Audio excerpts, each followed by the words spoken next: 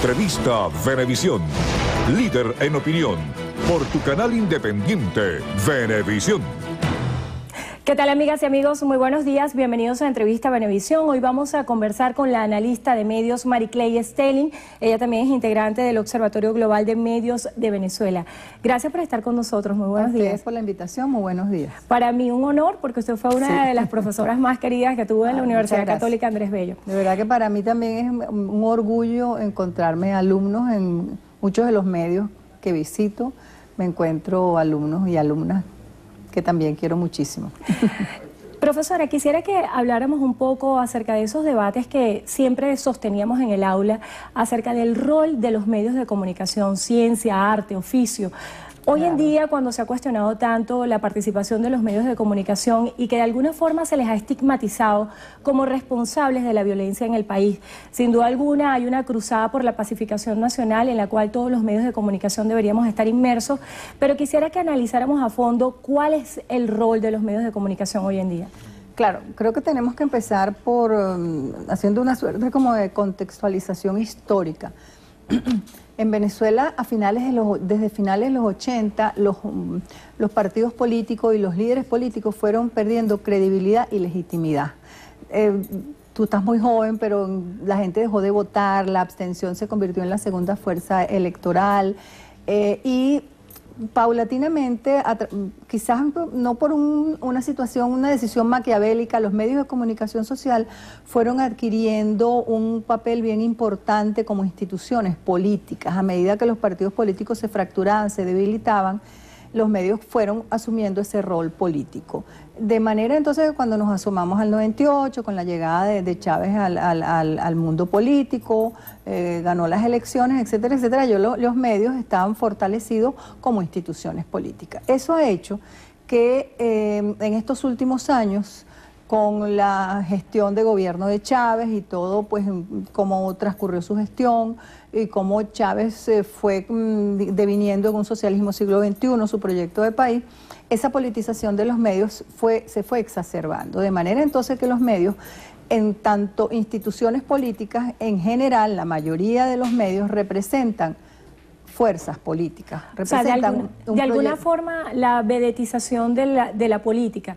Pero ¿de qué manera los medios de comunicación pueden fungir de espejo de la sociedad? Claro, porque entonces ya los medios, al representar una fuerza política determinada, hay una politización de la gestión del medio y una politización de la manera como registran la información, cómo comunican a la sociedad lo que está sucediendo o reseñando en la sociedad. Hay una politización que es imposible negarla. Hay algunas excepciones, como lo han demostrado las investigaciones del Observatorio Global de Medios, pero eso supone entonces que lo que está sucediendo en este canal o en otro canal, tal como se está reseñando, pasa por una suerte de tamiz político. ¿Y eso no se corresponde a las líneas editoriales legítimas que debería tener cada medio de comunicación? Sí y no, porque estás representando o un medio que promueve el proyecto del gobierno o estás representando un medio que promueve la oposición a ese proyecto. Más allá de que los medios se conviertan en actores políticos, de representantes de una posición u otra, ¿de qué manera los medios de comunicación pueden tener un impacto directo sobre la violencia? Porque si comprendemos cuáles son las funciones de los medios de comunicación, entre ellas destaca educar, entretener, informar, pero ¿de qué manera se puede satanizar, si se quiere, los modelos de gestión de los medios de comunicación? Eso supone entonces, trabajando la violencia, que en los medios del Estado se soslaya la violencia como tal, no se informa sobre la violencia, más bien se informa sobre acciones microscópicas para luchar contra la violencia, pero no se dan cifras, eso es un tema como que no se trata. En el caso de los medios privados de oposición, porque yo distingo medios privados y medios privados de oposición, en el caso de los medios privados de oposición, se sobredimensiona la información sobre la violencia. En los impresos se trae la violencia de las últimas páginas a la primera plana. En los noticieros, en televisión, la violencia tiene un rol preponderante en la manera como se informa sobre la violencia. Entonces no es que los medios generan violencia, pero hay un sobredimensionamiento de la violencia. Aquí niego, no niego, pero no informo sobre la situación. Lo invisibilizo. los estudios que existen, estudios científicos que existen para medir la relación entre la violencia mediática y la violencia en la sociedad demuestran lo siguiente. No hay una relación causal mecánica en la violencia mediática reseñada por los medios, ya sea en telenovelas o en noticieros, por ejemplo, y la violencia en la sociedad. ¿Por qué? Porque hay una serie de mediaciones entre el contenido violento de los medios y la violencia. ¿Cuáles son esas mediaciones? ¿Existe o no una estructura familiar? ¿Existen patrones de comunicación en esa familia? ¿Hay una estructura afectiva? ¿El niño recibe afecto? La escolaridad del niño, la escolaridad de los padres. ¿Vive ese joven en una subcultura de la violencia?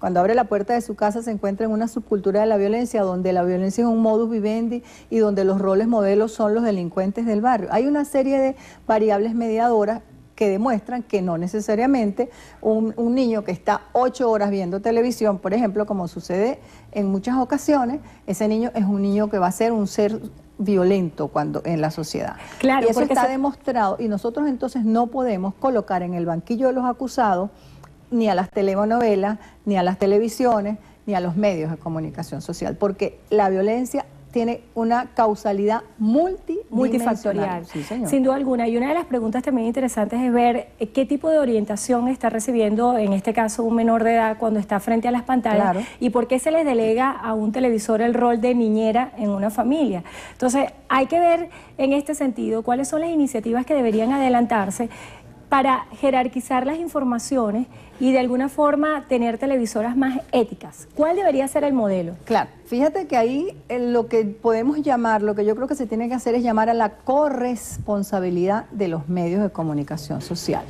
Y de manera entonces que, por ejemplo, como se demostró con la reunión que tuvo el gobierno con algunas televisoras, han desaparecido la programación infantil y hay una serie, hay creo que 8 horas seguidas de telenovelas, cuando creo que deberían ser 4 en 2 tandas. Eso, de alguna manera, Conatel dejó de supervisar eso, no se cumplió con la ley de responsabilidad social y bueno, eso se hizo una costumbre y un hábito en algunas televisoras. Bueno, entonces yo lo que creo es que no acusar directamente a la televisión como un factor causal, sino yo creo que hay que llamar a la corresponsabilidad. Yo creo que debemos reunirnos actores, investigadores, académicos, dueños y directores de medios y también representantes del gobierno y Conatel y un poco yo creo que definir cuál es el modelo de televisión, el modelo de medios que se necesita en este momento en Venezuela. Si revisamos el marco legal, la ley de responsabilidad social tiene un amplio espectro. ¿Debería existir en este caso alguna modificación para orientarse hacia los procesos de pacificación que se están planteando? Yo sí creo que entre las acciones que tenemos que plantearnos es la revisión de la ley de responsabilidad social en radio y televisión. Quiero recordar que cuando esa ley estuvo en discusión, se colocó en internet durante mucho tiempo, creo que se discutía los jueves en algún sitio de Caracas, se invitaba a los presidentes y directores de medios a que fueran a la discusión de la ley. Se politizó la discusión de la ley de alguna manera, como todo lo que ha sucedido en Venezuela últimamente. Creo que dejaron de asistir algunos medios privados, empezaron creo que a mandar sus abogados y finalmente, se hizo una discusión en la asamblea, se politizó la discusión, etcétera, etcétera, y se aprobó la ley que tenemos, la ley de responsabilidad social que tenemos en este momento. Pero yo creo que hay que revisarla porque no es la misma Venezuela de aquel momento a la Venezuela de hoy en día, porque creo que se han acrecentado los índices de violencia, se ha acrecentado también el miedo en la población, un miedo que tiene causas reales, pero también tiene causas que provienen de cómo los medios manejan la violencia. Los medios, hay una estudiosa de los medios y la violencia que dice que los medios son los profesionales del miedo, que hay una profesionalización del miedo en los medios de comunicación social. Dada la politización que hay en Venezuela, algunos medios se han convertido en profesionales del miedo y por lo tanto sobredimensionan la violencia, generan miedo en la población, ya uno a veces está circulando, mirando, que lo conversamos antes del programa, mirando para los lados, sospechando de todo el mundo Y eso tiene causas reales, pero también tiene un ingrediente importante, los medios de comunicación social, y el que no se haya aplicado también la ley de responsabilidad social. ¿Y cómo hacer brevemente, porque ya se nos agotó el tiempo, que esta nueva revisión que, por ejemplo, voceros como usted plantean de la ley de responsabilidad social, no incurra en cercenar la libertad de expresión de los medios de comunicación? Bueno, esa es una línea difícil de establecer y sé que ese es un miedo que tienen sobre todo los medios privados de que esta discusión y esta pacificación, lo que yo he denominado pacificación de los medios, sea una vía para el gobierno ponerle la mano a la libertad de expresión. Yo creo que ese peligro no existe. Yo creo que hasta el momento en este país existe libertad de expresión, siempre que me lo preguntan, inclusive medios extranjeros lo llaman a uno y se lo preguntan, yo creo que existe absoluta libertad de expresión. Nosotros estamos hablando aquí con absoluta libertad de expresión. Yo no me siento coartada en lo que digo, ni tengo miedo de que alguien me vaya a llamar por todo lo que yo dije aquí cuando yo salga de este programa. Yo creo que aquí lo que tenemos coartado venezolanas y venezolanas es el derecho a la información por la politización de la información.